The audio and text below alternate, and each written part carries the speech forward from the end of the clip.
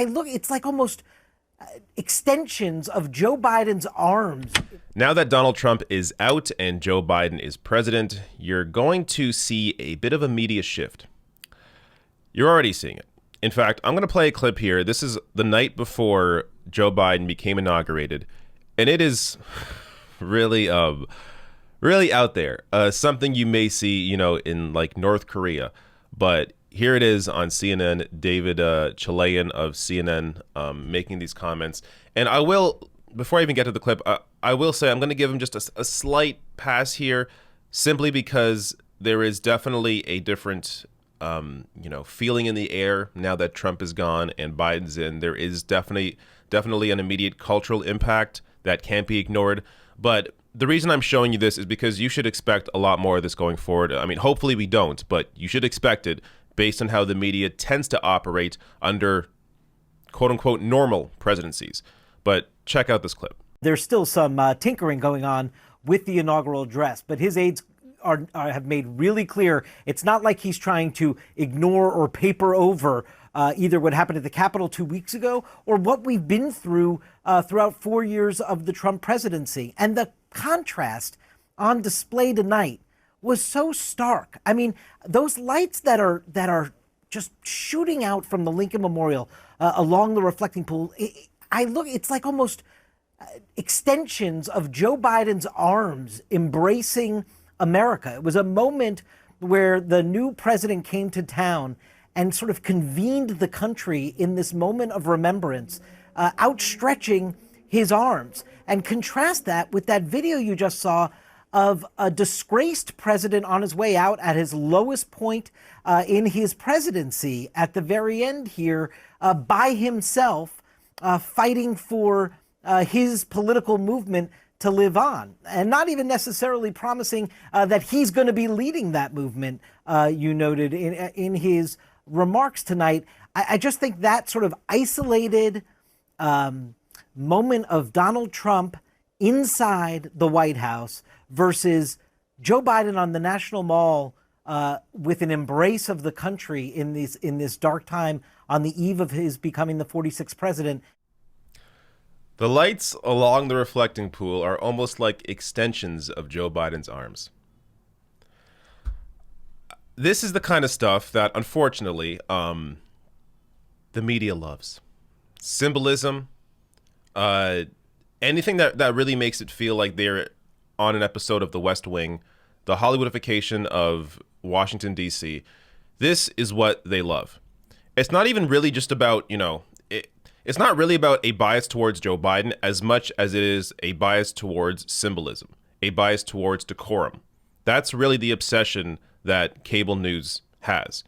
Now, it's one thing if they were honest about that. If David Chalian and others, came out and said, what I really care about, since I'm wealthy, I make a lot of money from CNN, I'm good. What I really care about is decorum, is symbolism, is the appearance of both sides getting together. Then fine. Then at least you're honest about your perspective and what you ultimately care about most.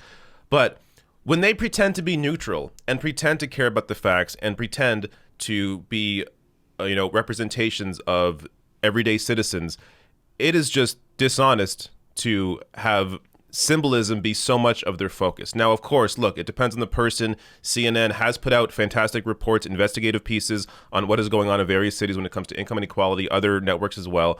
So they do have those people that do that work. But when it comes to their political commentary, most of it is this. Most of it is the symbolism.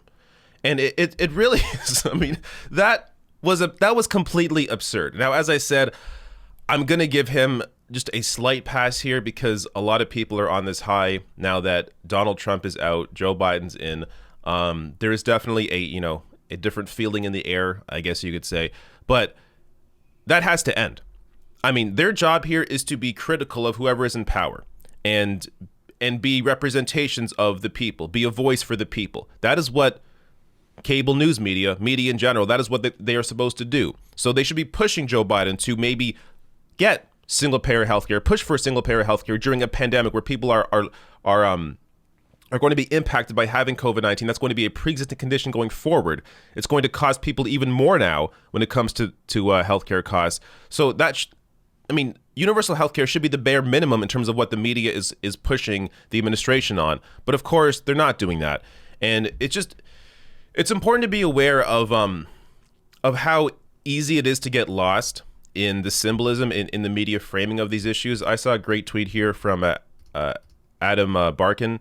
He tweeted out saying, "Get ready for a year of gratitude for a leader doing the bare minimum you'd expect from a human being. That's not media bias. That's just shock after 4 years of trauma." So this is one of the serious impacts that Trump has had on the media at large.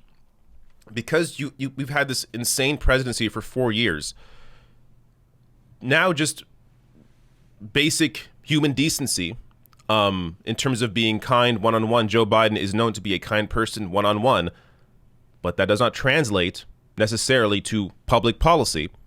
But because the media has been so, in this whirlwind of Trump over the past 4 years, Biden doing the bare minimum is going to get a ton of praise.